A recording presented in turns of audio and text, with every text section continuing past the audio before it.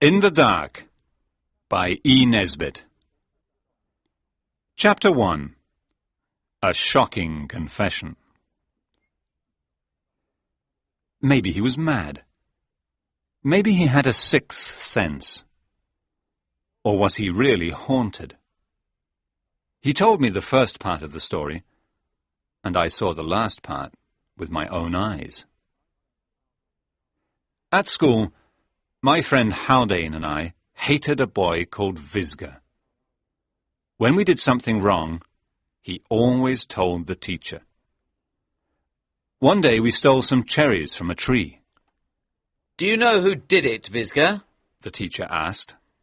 "It was Haldane and Winston," he replied. Later, Haldane asked him how he knew it was us. "I didn't know," he said. "I just felt certain, and I was right." Haldane and I grew up. Visger became a vegetarian and never drank alcohol. He also became Sir George Visger. When we all left Oxford University, I went away to India. After a year, I came back and wanted to see Haldane. He was always happy, kind, and honest. I wanted to see the smile in his blue eyes again and hear his happy laugh, so I went to visit him in London. But this time, he did not laugh. He was miserable. His face was pale, and he looked weak and ill. He was packing his things, and there were lots of big boxes full of furniture and books around the house. "I'm moving," he said. "I don't like this house. There's something strange about it. I'm going tomorrow." "Let's go out and have some dinner," I said. "I'm too busy." He looked nervously around the room. "Look, I'm really happy to see you, but why don't you go to the restaurant and bring back some food?" When I came back, we sat by the fire and ate the food. I tried to tell jokes, and he tried to laugh, but sometimes he looked into the shadows in the corners of the room. We finished our meal, and then I said, "Well?" "What's the matter?" "You tell me," I answered. He was silent. Again he looked into the shadows. "You're very nervous," I said. "What is it? Drink? Gambling? Women? Tell me, or go and tell your doctor. You're ill, my friend." "I won't be your friend if you talk like that." "Well, I am your friend, and something is wrong. Come on, tell me." But he did not tell me anything. He asked me to stay for the night, but I had a room in a hotel, so I left him. When I returned the next morning, he was gone, and some men were putting his boxes into a van. Haldane did not leave his new address. I saw him again more than a year later. He came to see me early one morning before breakfast.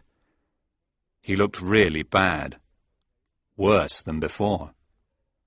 His face was thin and white, like a ghost, and his hands were shaking.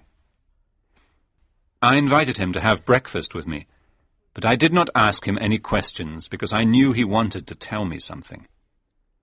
I made coffee, talked, and waited. "I'm going to kill myself," he began. "Don't worry. I won't do it here or now. I'll do it when it's necessary. When I can't continue to live anymore, and I want somebody to know why. Can I tell you?" "Yes, of course," I said, astonished. "You must promise not to tell anybody while I'm alive," he said. "I promise." He looked at the fire silently. "It's difficult to begin," he said. "You remember George Visger, don't you?" "Yes. I haven't seen him for a long time, but somebody told me he went to an island to teach vegetarianism to the cannibals," I laughed. "Anyway, he's gone." Haldane did not laugh. "Yes, he's gone, but not to an island. He's dead. Dead? How? You remember he always knew when people did bad things and told the teacher? Well, he told a girl some bad things about me. I loved her, but she left me. Then she died suddenly. Oh, it was terrible. When I went to the funeral, he was there. I came back home and sat thinking about it, and then he arrived. I hope you told him to go away, I said angrily. No, I listened to him.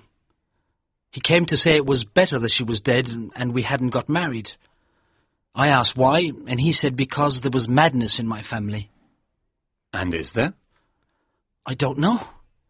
But he said he knew and had told my girlfriend. I said I never knew anything about madness in the family. And he said, "So, you see, it's better you didn't get married, isn't it?" And then I put my hands around his neck.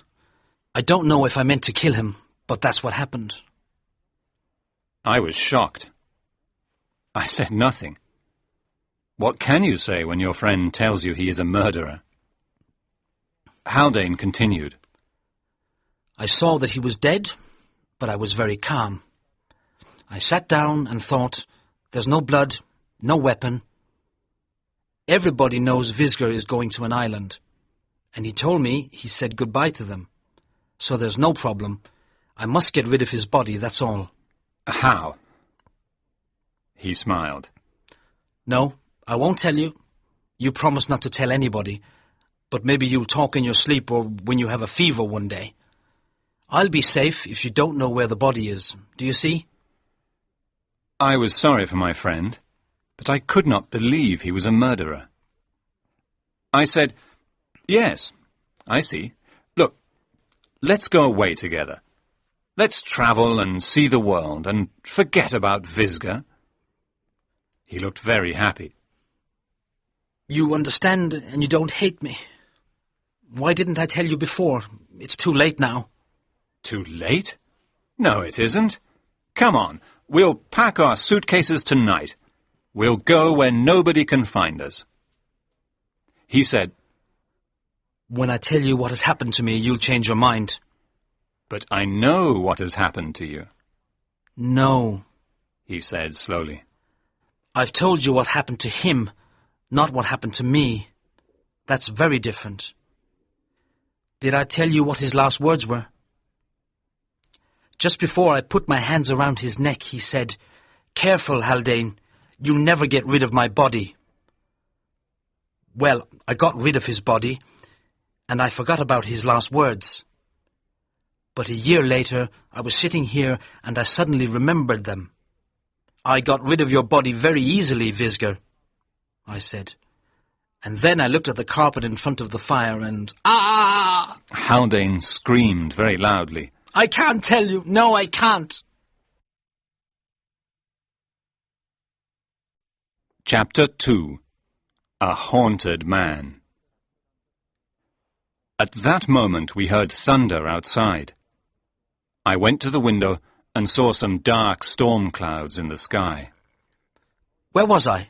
Haldane said. Oh, yes, I looked at the carpet, and there he was, Visger. I can't explain it. The door was closed, the windows were closed. He wasn't there before, and he was there now. That's all. A hallucination, I said. That's exactly what I thought, he answered. But I touched it. It was real. It was heavy and hard, like stone. The arms were rigid like the arms of a statue. It was a hallucination, I repeated. Well, I thought somebody had put him here to frighten me. So I went to the place where I had hidden him, and he was there, just as he was a year before. My dear Haldane, I said, this is very funny. You might think it's funny, but when I wake up in the night and think of it, it isn't funny at all. I don't want to die in the dark, Winston. That's why I think I'll kill myself, so I'm sure that I won't die in the dark. Is that all? No, he came back again. I was asleep on the train one day, and when I woke up, he was on the seat opposite me. He looked the same as before, hard and rigid like a statue. I threw him out of the window in the tunnel. If I see him again, I'll kill myself. You think I'm mad, but I'm not. You can't help me. Nobody can help me. He knew, you see. He said, "You'll never get rid of my body." And I can't. He always knew things. Winston, I promise you I'm not mad. I don't think you're mad. I think your mind is disturbed. But we'll stay together. If you can talk to me, you won't imagine things. So we went travelling together, and I was full of hope. Haldane was always a rational man, and I could not believe he was mad. I wanted to help him get better. After a month or two, the madness passed, and we joked and laughed again. I was extremely happy that my old friend was normal. He's forgotten about Visger, I thought, and now he's fine. We arrived in Bruges, where there was a big exhibition, and all the hotels were full. We could only find one room with a single bed in a hotel called the Grande Vigne, so I had to sleep in the armchair. We had dinner and went to a pub, and it was late when we returned to our room. We talked for a while, and then Haldane got into bed. I tried to sleep in the armchair, but it was not very comfortable. I was nearly asleep when Haldane began to talk about his will. "I've left everything to you, Winston," he said. "I know I can trust you to take care of everything." Thank you, I said sleepily. Let's talk about it in the morning. But he continued, telling me what a good friend I was. I told him to go to sleep, but he said he was thirsty. Oh, all right, I said. Light the candle and go and get some water. And then, please let me sleep. No, you light it. I don't want to get out of bed in the dark. I might step on something or walk into something that wasn't there when I got into bed. I lit the candle, and he sat up in bed and looked at me. His face was very pale, his hair untidy, and his eyes were shining. "That's better," he said. "Oh, look here. There are 2 big letters on the sheet in red cotton. G.V. George Visger." No, it's the symbol of the Hotel Grande Vigne, I said. Hurry up and get the water. "Please come with me, Winston." I'll go down by myself. And I went to the door with the candle in my hand. He jumped off the bed in a second. "No, I don't want to stay alone in the dark," he said, like a frightened child. I tried to make a joke of it, but I was very disappointed. It was clear to me that all my time spent trying to help him had been wasted, and that he was not better after all. We went down as quietly as we could, and got some water from the dining room. Haldane took the candle from me, and went very slowly back towards our room. He looked round very carefully. I knew what he was looking for, and I became angry and nervous. When we entered the room, I almost expected to see something on the carpet, but of course there was nothing. I put out the candle, pulled the blankets around me, and tried to get comfortable in my chair so I could sleep again. "You've got all the blankets," Haldane said. No, I haven't. Only the ones I had before. "Well, I can't find mine. I'm so cold. Light the candle. Quick, light it. There's something horrible." But I could not find the matches. Light the candle, he shouted. "If you don't, he'll come to me. He'll come in the dark. I can't die in the dark. Please, Winston, light the candle." I am lighting it, I said angrily. But in the dark I was trying to find the matches with my hands. On the shelf, the table. I could not remember where I had put them. You're not going to die. It's all right. I'll get the matches in a second. It's cold, it's cold, it's cold, he said, like that, 3 times. And then he screamed loudly, like a child or like a rabbit attacked by dogs. What is it? I cried. There was silence. Then, very slowly, It's Visger. he said, and his voice seemed strange and distant. Of course it isn't. My hand found the matches as I spoke. He's here! He screamed. Here, next to me, in the bed! I lit the candle. I ran to the bed. He was lying on the edge of the bed. Next to him was a dead man, white and cold. Haldane had died in the dark. There was a simple explanation. Haldane and I were in the wrong room, the dead man's room. His name was Félix Leblanc, and he had died from a heart attack earlier that day. I found out more information in England. The police found the body of a man with a bottle of poison in his hand in a railway tunnel. His name was Simmons, and he had drunk poison in Haldane's carriage because he was depressed. Haldane had thrown his body out of the window. Haldane left me all his possessions in his will. I asked a police inspector to be with me when I opened the boxes he had left me. Inside one were the bodies of 2 men. One man was identified later. He was a salesman who had died of epilepsy. The other body was Visger's. I leave it to you to explain the events in this story. I cannot find an explanation that satisfies me.